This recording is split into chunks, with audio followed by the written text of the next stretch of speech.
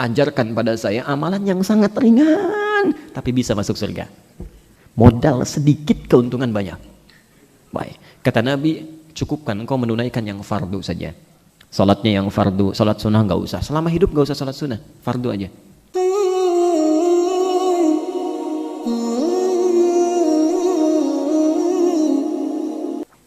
Wasari'u ila maghfirati min rabbikum wa jannatin arduha as-samawati wal ardh. Segera tobat. Ayo tobat dulu ya. Tobat, ingat-ingat dosa. Karena kalau masih ada dosa susah, masih banyak ganjalan. Ya. Jangankan masuk surga, ya, dosa itu menghambat untuk ibadah. Menghambat untuk ibadah. Jadi kalau orang banyak dosa, untuk ibadah itu malas. Awas, hati-hati. Kalau antum malas ke masjid, malas ibadah, bahkan malas yang ibadah standar ya. Sholat itu standar. Jadi kalau ada orang masih malas sholat, pasti ada dosa dalam dirinya. Keluarkan dulu. Keluarkan. Bagaimana bisa masuk surga, ibadah aja nggak bisa. Ya. Awas, hati-hati ya. Sekali lagi, baik tidak akan bertemu dengan buruk. Kalau antum sulit tergerak melakukan kebaikan, yang buruk agak cepat-cepat, itu artinya ada dosa dalam diri, harus keluarkan. Rumusnya wasari'u, percepat, jangan ditunda. Percepat untuk istighfar, mohon ampunan kepada Allah. Sara'a itu pikiran pun jangan. Jadi begitu ingat dosa, segera seketika minta ampun. Ya. Begitu antum banyak pikirkan, maut bisa datang lebih cepat tanpa harus antum pikirkan. Ya. Saya mau istighfarnya malam aja sekalian tahajud biar lebih khusyuk. Begitu keluar dari Masjid As-Salam, datang malaikatnya, baru dibuka pintu mobil, mau masuk, yang keluar malaikat maut. Assalamualaikum, tak pulang. Baru rencana tuh, jangan banyak direncanakan kalau taubat itu, amal yang direncanakan itu, istighfar. Setelah itu, dambakan minimal bisa masuk surga seluas langit dan bumi. Disediakan bagi sebagian orang takwa. Apa amalannya? Alladzina yunfiquna fis sarra'i wad dharra wal kadhibina al ghaidha. Banyak berbagi dengan orang. Kalau belum mampu tahan amarah, jangan marah. Sudah nggak bisa ngasih, marah lagi. Ya. Wal afina 'anin nas. Ada orang salah, cepat maafkan. Tidak mudah itu. Tidak mudah. Antum rajin sholat, belum tentu bisa menahan amarah. Sholatnya memang rajin, begitu keluar dari sini sendalnya hilang. Semua diinterogasi, DKM ditanya-tanya, gimana sih merawat masjid gak bagus, sendal sampai hilang. Padahal yang hilang sendal jepit aja biasa. Masya Allah, hebohnya itu luar biasa, bikin status. Masya Allah, tidak mudah itu. Makanya orang yang menahan amarah sanggup, itu artinya hatinya luas. Luas. Maka akan diganti dengan surga yang lebih luas dibanding keluasan hatinya. Seluas langit dan bumi. Yang terakhir, yang keempat itu kelas ekonomi saya istilahkan. Biasa saja. Jadi di surga, di Qur'annya disebutkan jannah saja. Jannatin, jannatin, jannatin. Tidak dilukiskan seperti apa keistimewaannya. Tapi oleh Nabi, kelas ini pun kalau masuk ke dalamnya, itu keindahannya belum pernah dilihat oleh mata, belum pernah didengar oleh telinga, belum pernah dibayangkan dalam pikiran.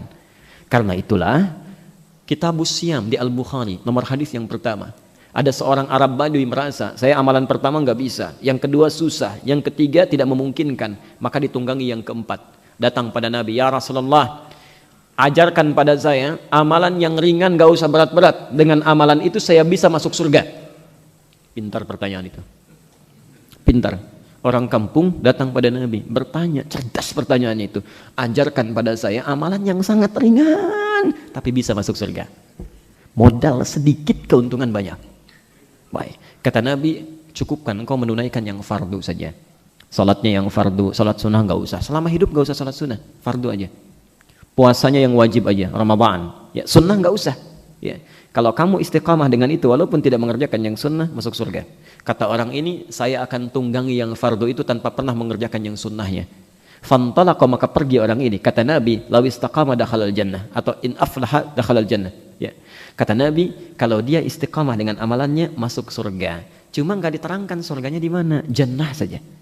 Tapi masih beruntung, surga juga. Ya, surga juga, Masya Allah. Jadi kalau masuk surga itu sederhana. Kalau pengen cuma surga saja, yang fardu kerjakan, surga. Ya, cuma kualitasnya agak tidak seperti yang pertama. Ya, taib. Antum rencanakan, begitu caranya. Bukan ibadah dulu. Jugu-jugu sholat saja. Antum dunia bisa direncanakan, kenapa akhirat tidak?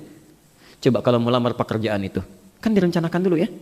Pertama kali kan yang salarinya cukup bagus. Ini ada pekerjaan, ini gajinya 5 juta, yang satu 50 juta. Pilih mana? Tuh, 50 juta. Yang 5 juta bisa sholat, enak, nyaman, tentram. Yang 50 juta susah sholatnya, susah ngajinya, sip-sipan. Pilih mana? dan tidak ditemukan gaji 50 juta enak sholat. Tidak mudah. Perhatikan, dalam dunia pun antum bisa ada kualifikasinya dulu, rencanakan dulu. Akhirat tuh gitu, turunkan dulu. Baru setelah itu keluarkan amalannya, antum tunggangi amalannya, begitu caranya. Ya. Termasuk kalau belum ada kebaikan, rencanakan. Yuk, siapa teman-teman yang sudah biasa ngaji Al-Fattah, kita buka nih. Rencanakan tempatnya di mana, seperti Nabi desain. Keluarkan tuh fikih sirahnya. Di sirah itu jangan cuma jadi cerita. Jadikan inspirasi dalam kehidupan, karena sirah itu dibuat untuk jadi teladan. Laqad kana lakum fi Rasulillahi uswah, bawa itu praktekkan dalam hidup, jangan cuma kisah jadi ingat-ingat. Betul ya, rame ya, kalau menyenangkan tertawa, kalau sedih menangis haru, tapi nggak pernah dipraktekkan, rugi. Cuma jadi kisah saja, bawa dalam kehidupan. Teman-teman 10 orang biasa ngaji, nggak usah tinggi-tinggi dulu, nggak usah luas tempatnya, kumpul satu tempat, ngaji dengan baik, tebarkan keluarga. Kalau sudah nikmat, menyebar, istiqomah, rencanakan. Buat dari sekarang. 4 tawaran surga. Sudahkah dibuat dari hari ini? Pulang ke rumah, kumpul dengan keluarga, diskusikan. Kita nanti mau masuk kemana? Karena Allah sudah sediakan satu tempat di surga untuk satu keluarga besar. Saya sudah sering bacakan Quran surah 52 ayat 21 itu, satu tempat. Diskusi. Ibu mau di mana, Bu? Surga yang mana? Tingkat 1 sama Rasulullah, amalan tidak mudah, ya. Hati-hati. Tingkat 2, taman surga langsung diberikan Allah. Tingkat 3, seluas langit dan bumi, lebih luas dibanding komplek ibu tinggal sekarang. Tingkat 4, di surga indah, tapi nggak disebutkan keadaannya. Pilih mana? 1, 2, 3, 4. Saya kasih rumus ya. Kasih rumus. Kadang suka ada yang keliru. Ya. Kalau Anda ingin memilih rumus kebaikan, yang paling tinggi dulu. Paling tinggi. Bersama Rasulullah. Karena ketika Anda simpan target paling tinggi, maka nanti keinginan untuk mengamalkan lebih banyak amalannya. Kalaupun nggak sampai di surga nomor 1 ini, nyangkutnya jelas minimal nomor 2. Ya. Kan Nabi pasti tahajud kan? Nabi pasti senang sedekah. Antum kerjakan itu, nggak sampai pada yang pertama, nyangkut nomor 2. Nggak sampai nomor 2, nyangkut nomor 3. Nggak sampai nomor 3, masa sih nggak masuk yang keempat? Nggak. Tapi kalau antum cara berpikirnya, yang penting masuk surga lah, nggak usah muluk-muluk misalnya, kelas ekonomi aja. Begitu nggak sampai ke kelas ekonomi, nyangkutnya di mana?